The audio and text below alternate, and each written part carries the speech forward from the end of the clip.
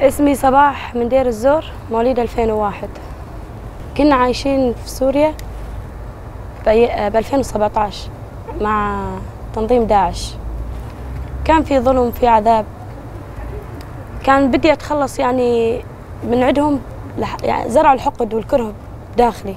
ما كنت أتحمل، أقدر أعيش أكثر وأكثر بأراضيهم، لحتى ما وصلت عند الحزب، صرت بقوات اليبجة. يعني كان بدي أنتقم. شفت عذاب من داعش، سجنت عندهم، تعذبت عندهم، شفت الظلم كيف كانوا يظلموا المرأة، كيف البنات اليزيدية كانوا يعذبوهم. أنا كان عندي حقد أكثر، يعني كان بس بدي أنتقم. وما صار لي هذا المجال إلا صرت بالحزب، قوات وحدات حماية المرأة اليبجة.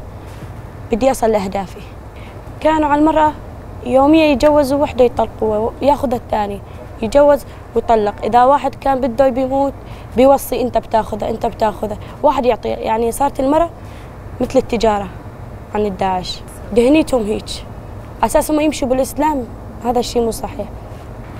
كانوا أولي داعش يعني بيتجوزوا النساء بيطلقوا وياخذوها غيره. يعني يوميا المرأة عند رجل رجل رجل رجل، لأن هم يعرفوا قوة المرأة، بس هم كانوا بدهم يكسروا المرأة، لأن يشوفوا حالهم إنه هم يقدروا على المرأة بالجواز. والمرأة كانت يعني مظلومة عن داعش كثير، مو شوي. يعني أبسط شغلة، يعني يوميا تفكر المرأة إنه بدها تقتل حالها، أبسط شيء بدها تقتل حالها تتخلص من عندهم. يوميا عند زلمة عند زلمة، وما تقدر تعيش المرأة. أنا شفت هذا الشيء. ب 2017 كنا بدير الزور، كانت دير الزور بإيد داعش. سمعنا إنه الرقة تحررت، صارت بإيد الرفاق، بس إحنا ما نعرف كيف، مين الرفاق مين الحزب، ما كنا نعرف. جينا عند الرقة، أمي صارت تعرف المرأة، صارت تعرف قوة المرأة. أمي انتسبت عندي لصايش 5 سنين. أمي كانت تشجعني أنا وأختي، بدها تاخذنا تنسبنا. قالت عندي لصايش ما بنسبكم، أنا أنسبكم عند اليبجة، بدكم تاخذوا حقكم. لأن أمي تعرف بينا كيف تعذبنا، كيف شفنا ظلم. أمي قالت أخذكم عند اليبجة، يعني ما تحققوا أهدافكم إلا عند اليبجة. أمي جابتني أنا وأختي يعني برضاة أهلي. عندي أخي قتلوا داعش استشهد، وعندي أختي باليبجة، أختي أصايش، وأمي هسه دفاع ذاتي. أنا صغيرة كان حلمي إني أصير عسكرية. من جيت على اليبجة كان عندي حاجز خجل، ظليت على حاجز الخجل إلا ما كسرت حاجز الخجل. شوي شوي صرت أتطور على هذا الشيء، يعني الرفقات يشوفوا بي هذا الشيء. يعني حياة اليبجة حلوة. يعني أول شيء المرأة تطلع من العبودية، المرأة تتحرر. مو كل المرأة تتحرر، ما بحدا متحرر. إذا ما كل المرأة العربية تتحرر إحنا ما نقدر نتحرر. أشوف يعني حياة اليبجة حلوة. حياة العسكرية أكثر شيء يعني حلوة، عجبتنا. أحلى شيء أيام الجبهة، أيام الانتشارات، يعني نحس بحالنا إنه عساكر. يعني نحن المرأة نقدر نحمي حالنا، يعني إحنا يعني ما نستنى حد يجي يحمينا من برا.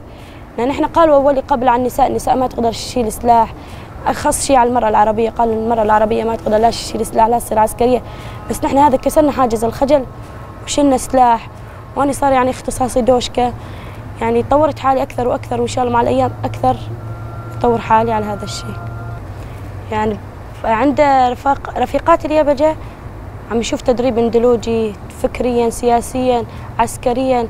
يعني حياتنا كلها تدريب بتدريب. يعني احنا اذا ما ناخذ تدريب، اذا نقعد يوم واحد ما ناخذ تدريب احنا نتضايق، الا ناخذ تدريب لان تعودنا على هذا الشيء. فكرنا يعني نوسع فكرنا اكثر واكثر. تأتي الى كل امراه عربيه، مو الا كل امراه عربيه، لحمايه رجال كله. كل مراه مظلومه، يعني ما تقدر تحكي، ما تقدر تطلع برا الامراه. يعني اتمنى من عندها انه تجي تنضم وتشوف حقيقه المراه كيف هي. حقيقه المراه لسه بالمجتمع لسه مخبايه. احنا جينا على الحزب، على القوات وحدات المرأة، شفنا حقيقة المرأة، ما كنا نعرف حقيقة المرأة. أتمنى كل مرأة تيجي وتشوف حقيقة المرأة، تعرف كيف المرأة، كيف كانت المرأة.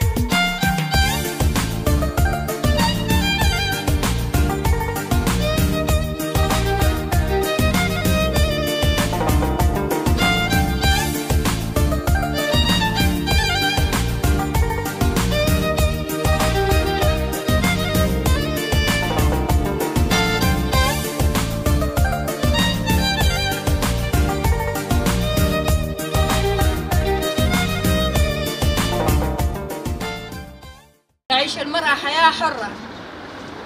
بجيب الخدانة يا بجي.